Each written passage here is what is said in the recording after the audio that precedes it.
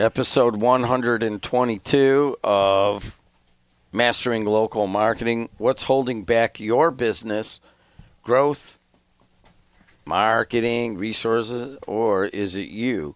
Most businesses say they want growth, but when it comes to time to invest, scale, or push harder, hesitation shows up fast. Limiting marketing budgets, no time, fear of what happens if things actually work.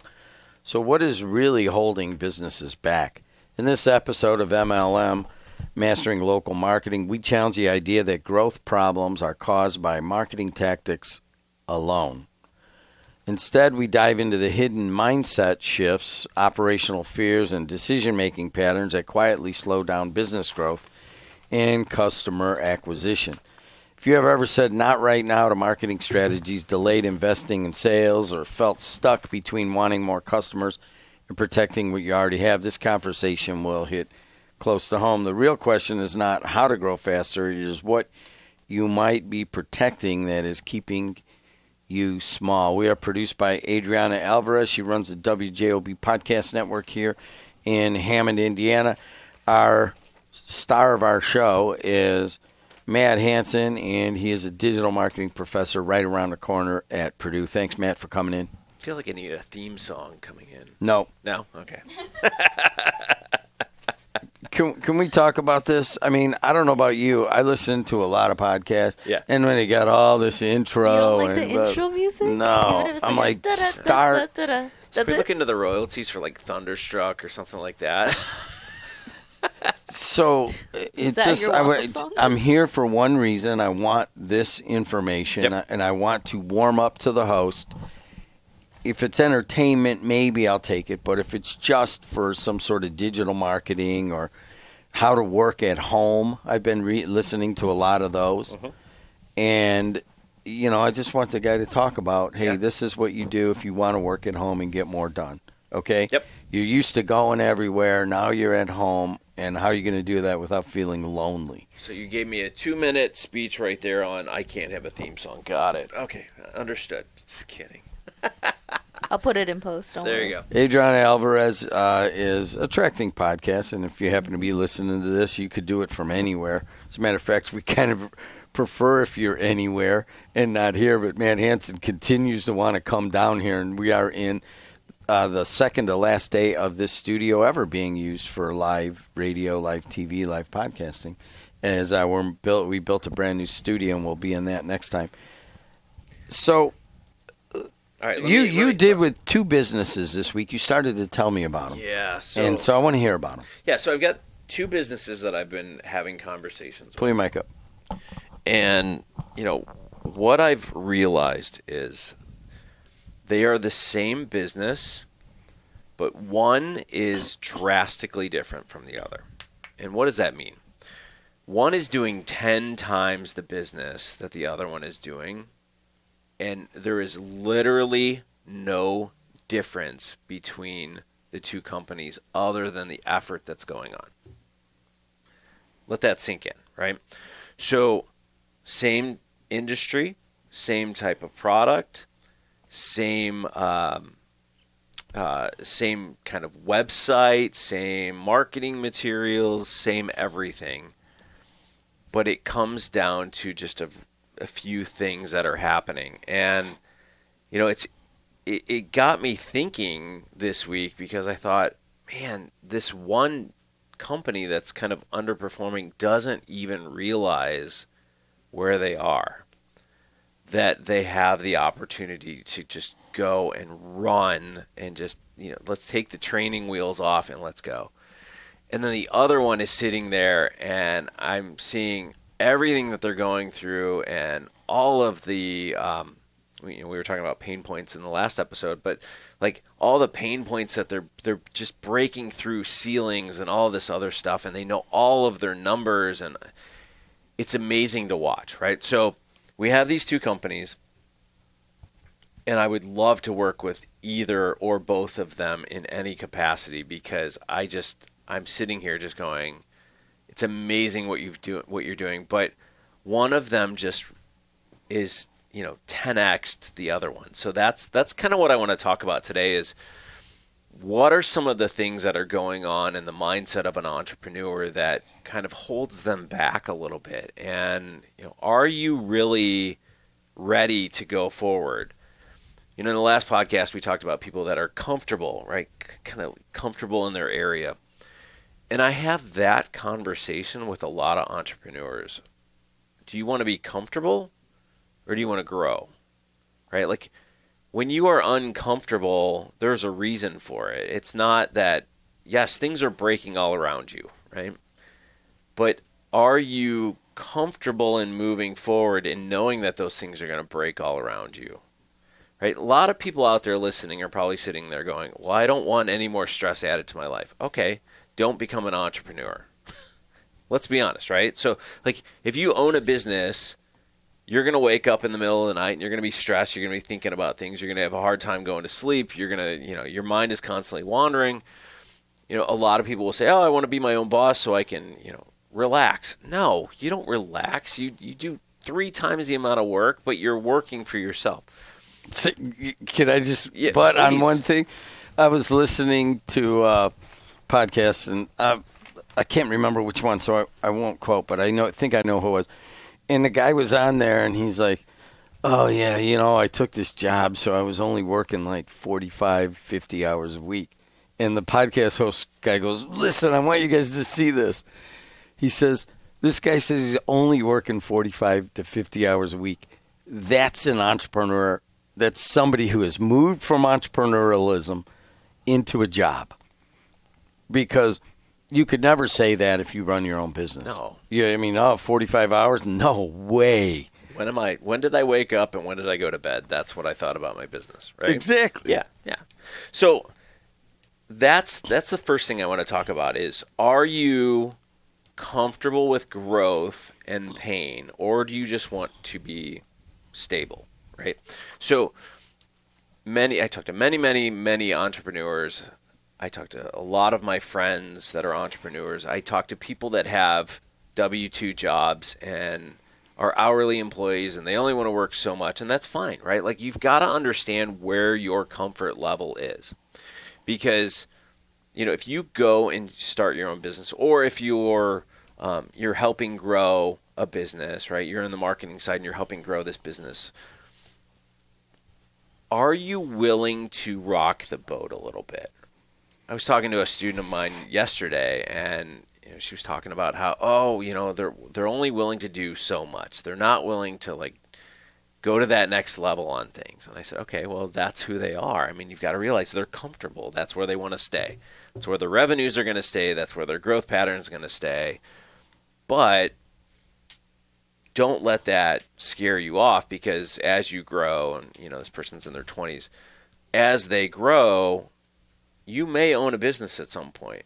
So what you're saying to yourself here is that I want to grow it. I'm going to complain about all the problems that I have. But if I'm not having problems, I'm not growing. If I'm not uncomfortable, I'm not growing.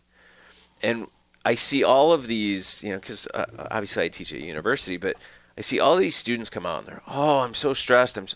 You have no idea what stress is.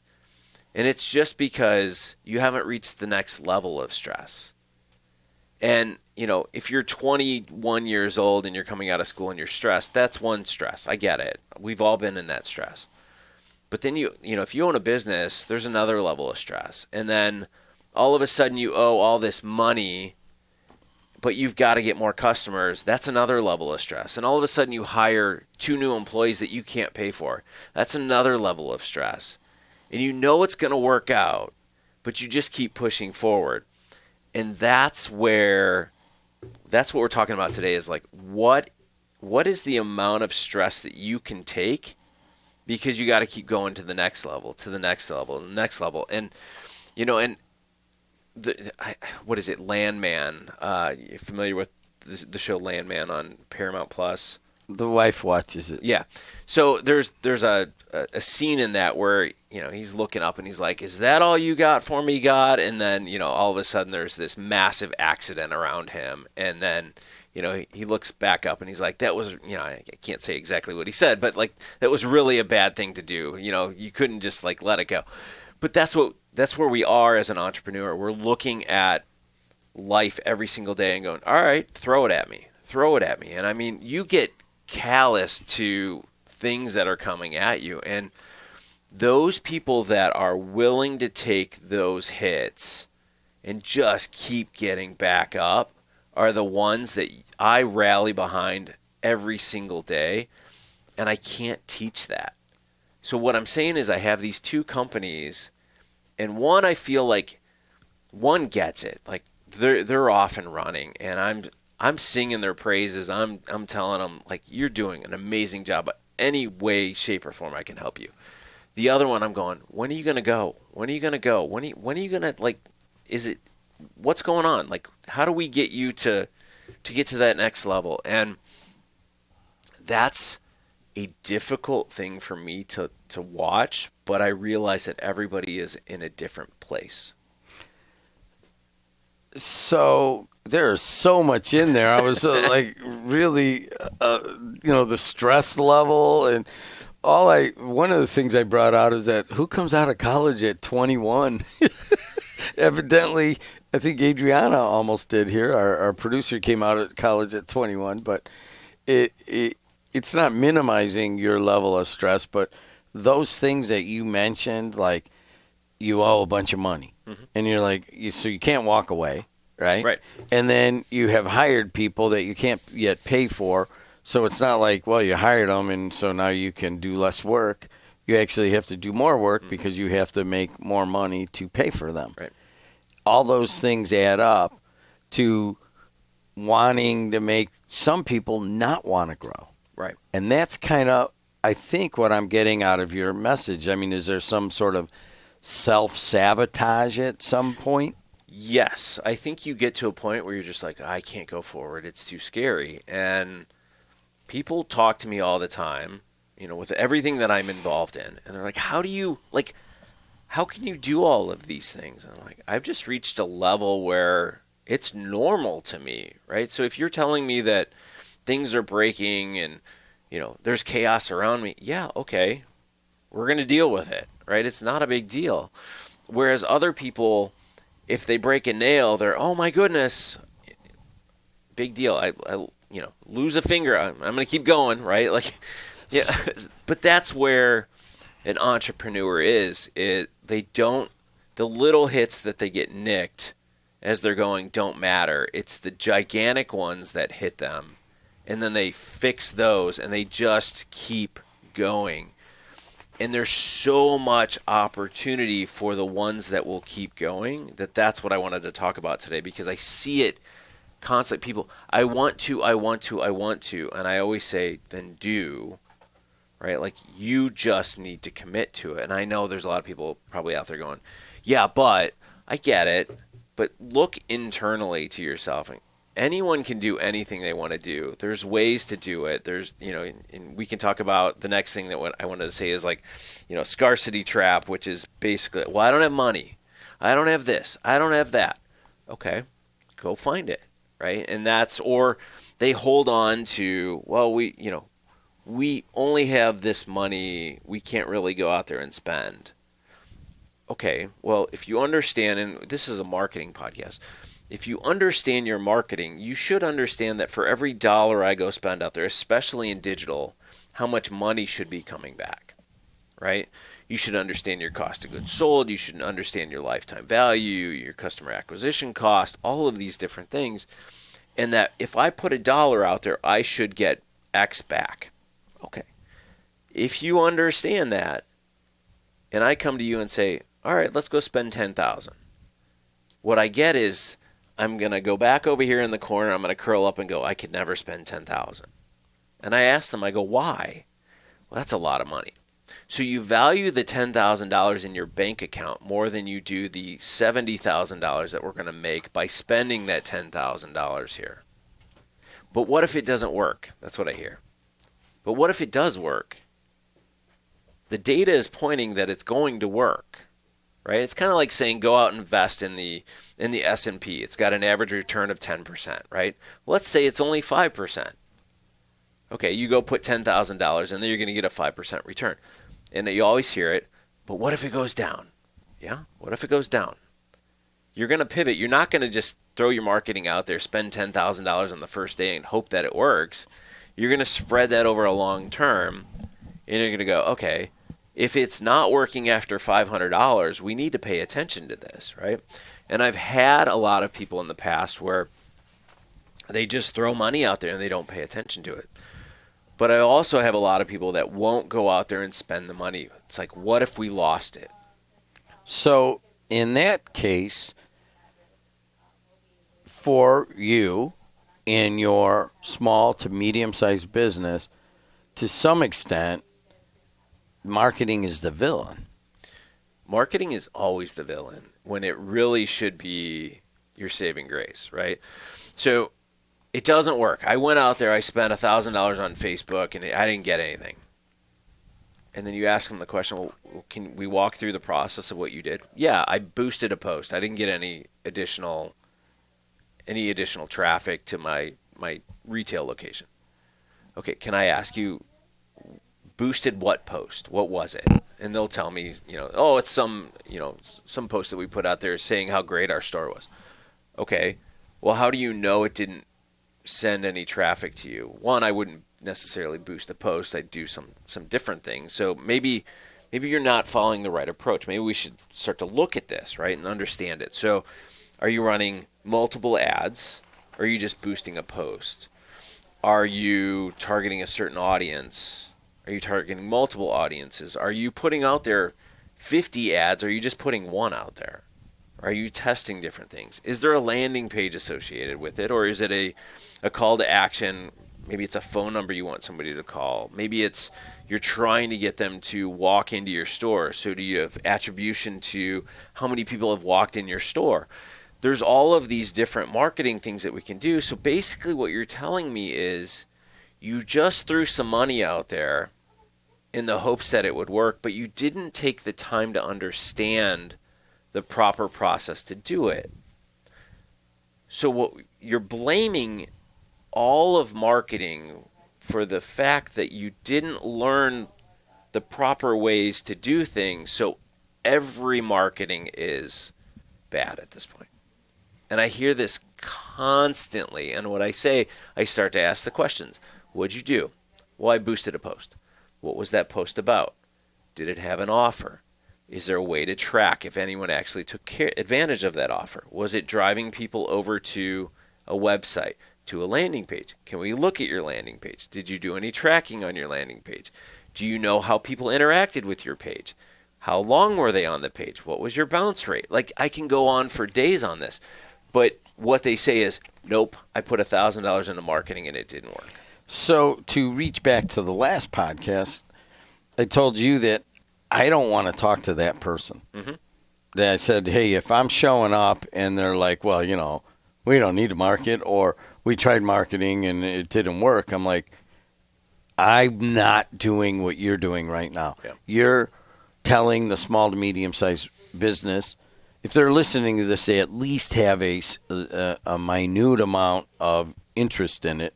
Otherwise, they wouldn't be listening. Right.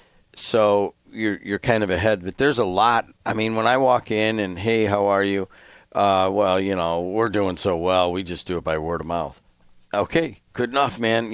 I honestly I'm not selling you anything, but just give me some information. I came all the way over here, or I got you on a Zoom and I cut the time out.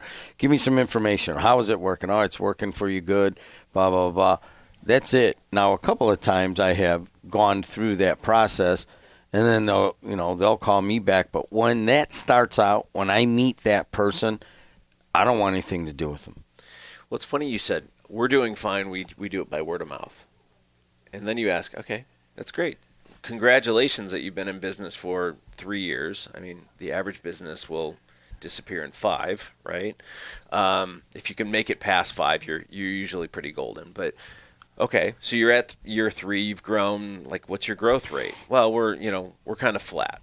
Okay, are you pulling a nice paycheck out of this? Well, no, I'm not paying myself. Okay, like you see, you start to hear these things over and over and over again, and you start to say, like, okay, well, would you like to pull a paycheck out of here?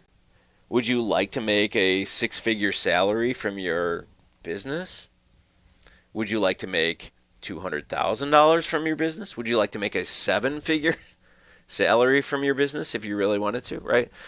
Those are all quite, and you're going to get, no, I'm comfortable. Okay, that's where we're talking about the individual at this point, right? Are you comfortable where you're at? So I own a few different businesses, and I have this conversation with myself every single year. All right, I've gotten comfortable. I've gotten stagnant. I need to shake things up. I need to do something I haven't done that's going to just grow this thing even more next year. And I'm going to be uncomfortable all year long doing this because I'm not used to it, right? It's kind of like when I first launched my first e-commerce business. I had no idea what I was doing. I launched it. I was learning on the fly. I was making all kinds of mistakes. I had to code all of this stuff. I had to custom build like the catalog in the background with all this coding.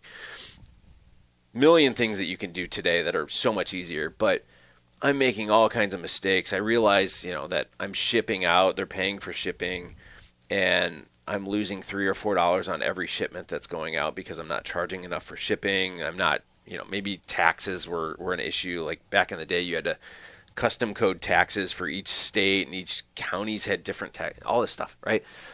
But you're making all of these mistakes, but did that teach me something? Of course it did. Was I uncomfortable? Yeah, I'm making mistakes left and right, but I'm solving these mistakes as I go. So as I continue to grow, I'm not going to have those same mistakes. I'm going to have things working in a system that's actually making me more money. You got 1 minute to explain the one constraint exercise. So I've been hearing this a lot actually lately. So I figured, well, let's jump on the bandwagon on this. What is the one thing that if I could change it tomorrow would take your business and double it? It's an easy question, but nobody has the easy answer to it, right? So if I asked you about the sports network, what's the number one thing if we solved it today would double you in size? Awareness. Is it? I mean, if I had a vehicle to create awareness in the business community. Okay. I have it in the fan community. So let's say that every single business in your farm area, right, where your customers are coming from, knows exactly what you guys do. Does that double your business? Yeah. You think? I don't know. I mean, I'd love to find out. Right? So is it awareness? Is it what if everyone that's in your database right now was being sold to every single month? Would that do it? That would double it. Okay. Would that be faster than generating awareness for your entire farm? Probably, yeah. Okay. So now we're to a different problem. Okay. So we have a database with a bunch of people in it that need to be contacted every single month. Do you have the sales team to do it?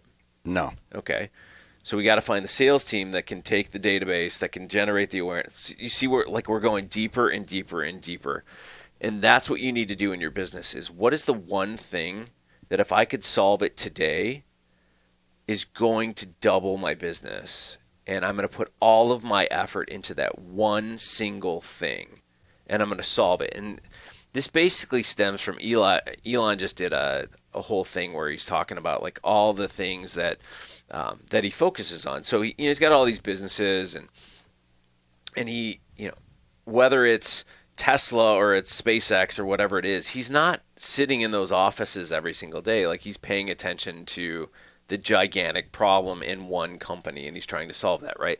So think of it in terms of that, where like if I came to you with a sports network and I said, hey, we've got an issue on Facebook. The last video didn't populate properly.